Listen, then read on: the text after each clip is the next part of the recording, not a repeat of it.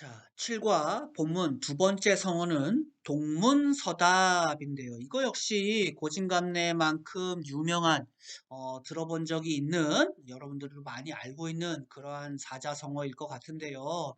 일단 한자를 좀 먼저 살펴보면은 선생님이 항상 성어를 공부할 때는 먼저 그 성어에 쓰인 한자들을 먼저 공부한다라고 그랬죠. 그러면 한자들을 먼저 보면 동자는 동쪽을 뜻하는 동력 동자입니다. 동쪽을 나타내는 글자고요. 문자는 묻다 문자인데요. 선생님한테 뭐 선생님 질문 있습니다. 뭐 이럴 때 쓰는 묻다 문자입니다. 사과에서 또 한번 나올 것 같아요. 사과 배울 때 또 한번 설명할게요. 문자는. 그 다음에 세 번째 서자는 서쪽을 뜻하는 선역서 또는 서쪽 서자이고요.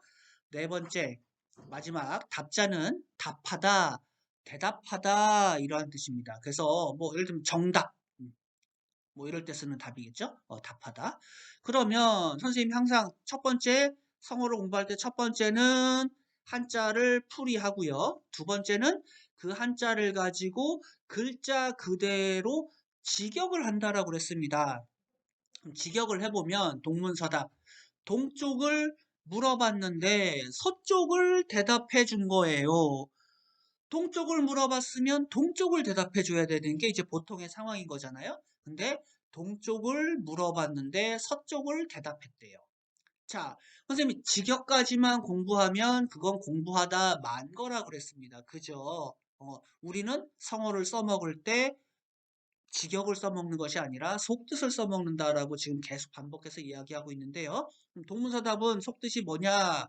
동쪽을 물어봤는데 서쪽을 대답해 준 거잖아요.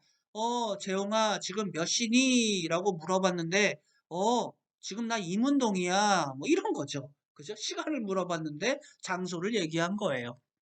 그래서 속뜻은 물음과는 상관없는 엉뚱한 대답이다. 뭐, 딴 생각을 하고 있었을 수도 있고요. 그죠?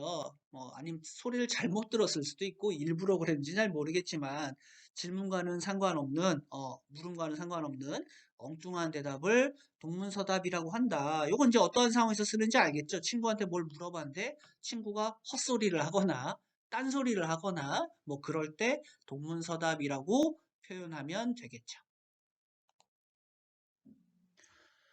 자, 세 번째 성어는 설상가상입니다. 다시 한번 세 번째 성어는 설상가상입니다. 설상가상 역시 네 글자로 이루어져 있으니 설상가상도 역시 사자성어가 되겠고요. 설상가상은 근데 옛날에 어떤 사건이나 이야기거리가 있어서 만들어진 말은 아닙니다. 그러니까 설상가상 역시 고사성어로 보기는 어렵고요. 사자성어이긴 하지만 고사성어는 아니다. 이렇게 정리할 수 있겠고요. 항상 선생님이 얘기하죠. 성어를 공부할 때는 먼저 그 성어에 쓰여져 있는 네 글자의 의미와 뜻을 먼저 파악해야 된다.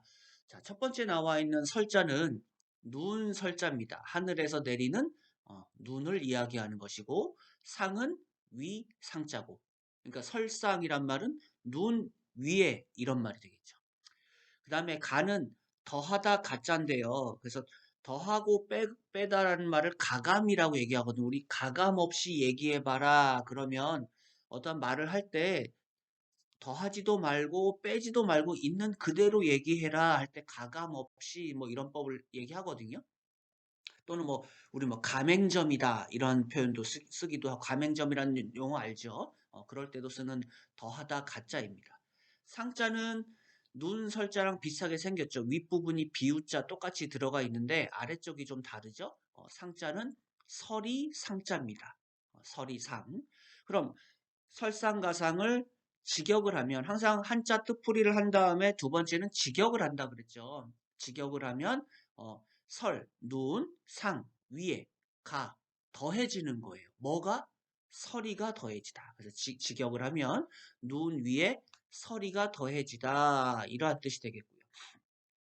직역까지만 하면 공부한 의미가 없다고 여러 차례 지금 얘기하고 있죠. 우리는 성어들을 일상생활에 쓸 때 속뜻을 써먹는 것이지 직역을 써먹는 것이 아니다 했기 때문에 속뜻을 공부해야겠죠. 그러면 눈이 내렸어요.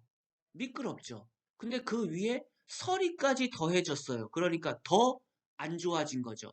어떠한 안 좋은 불행한 일이 일어났는데 거기에 연달아서 또 다른 안 좋은 일들이 또 벌어지게 되는 거죠. 그래서 이와 관련된 속담을 선생님이 하나 써놨는데 거기 보이죠? 엎친 데 덮친 격. 그러니까 어떠한 불행한 일이 나한테 안 좋은 일이 생겼어요. 그러면 사실은 그 다음번에는 그 불행한 일이 좀 해소가 되고 좀 이렇게 상처가 아물어지고 다시 행복한 일이 일어나고 이래야 되는데 어떤 안 좋은 일이 생겼는데 거기에 그 다음에 또 안 좋은 일이 또 다른 안 좋은 일이 겹쳐졌다. 엎친 데 덮친 격이다. 힘들어 죽겠는데 더 힘든 또 다른 일이 생겼다. 그러한 일이 그러한 뜻이 되겠습니다. 자, 네 번째 성어는 역지사지입니다. 아마 여러분들이 많이 들어봤을 법한 그러한 성어인데요. 역지사지 역시 사자성어가 되겠죠. 그죠? 네 글자로 이루어져 있으니까. 근데, 어떤 특별한 옛날에 사건이나 일화가 있었던 것은 아닙니다. 그래서 역지사지도 고사성어로 보기는 어렵다라고 볼 수가 있고요. 자, 그럼 역지사지 뜻풀이부터 먼저 해봐야겠죠? 역은 주의해야 됩니다. 아마 중간고사 때 또는 다음번 뭐 이 7과가 중간고사 때 아마 시험법에 들어갈 것 같은데 중간고사 때 시험 문제 반드시 출제할 거로 예상이 되는데 자, 발음이 두 가지예요. 그러니까 이 글자는 역으로 읽을 때가 있고 이라고 읽을 때가 있습니다.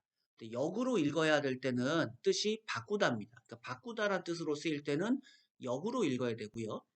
쉽다란 뜻으로 쓰일 때는 이라고 읽어야 됩니다. 근데 선생님 여기서 이제 역으로 읽었죠. 그러니까 여기서는 바꾸다란 뜻으로 쓰인 거라고 보면 되겠고요. 참고로 쉽다로 쓰일 때는 발음이 이라고 했잖아요. 쉽다의 반대는 어렵다가 되겠죠. 선생님 거기 써놨죠. 어렵다에 해당되는 글자는 난자입니다. 어려울 난자예요.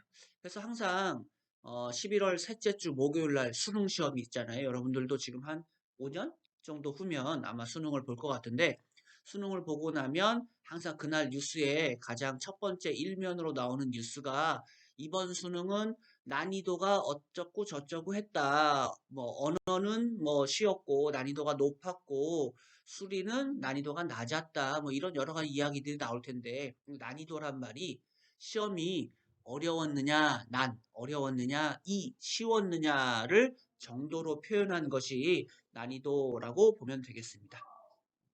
그 다음에 지자는 땅 지자 유명한 글자죠. 많이들 아는 글자인데 땅 지자인데 여기서는 땅이라고 해석하기보다는 처지, 입장 이러한 뜻으로 해석을 하는 게 더 좋을 것 같고요. 세 번째 사자는 생각 사자입니다. 생각사. 그 다음에 이제 지자인데요. 지자는 다음 페이지에서 선생님이 좀 더 자세하게 지자만을 가지고 설명을 할 텐데 여기서의 지자는 대명사 그것 앞에 나온 게 사람이면 그라고 해석하면 되고 앞에 나온 것이 사물이면 그것이라고 해석을 하면 됩니다. 그래서 여기서는 사람이 아니라 사물이기 때문에 그것이라고 보면 되겠고 자세한 설명은 다음 페이지에 하도록 하겠습니다.